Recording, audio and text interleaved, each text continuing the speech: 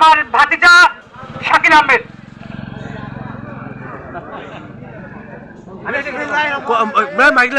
মাইকলে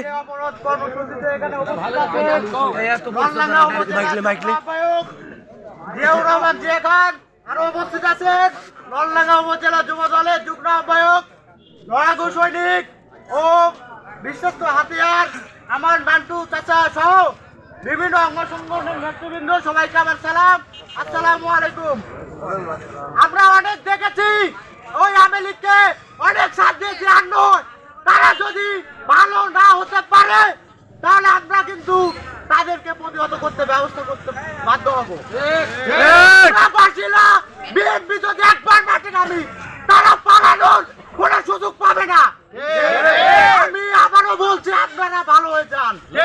আপনারা যদি ভালো না হন আমরা কিন্তু এই প্রতিবাদে আপনাদেরকে ব্যবস্থা নিতে বাধ্য হবো বলে আমার সংক্ষিপ্ত বক্তব্য এখানে শেষ করছি।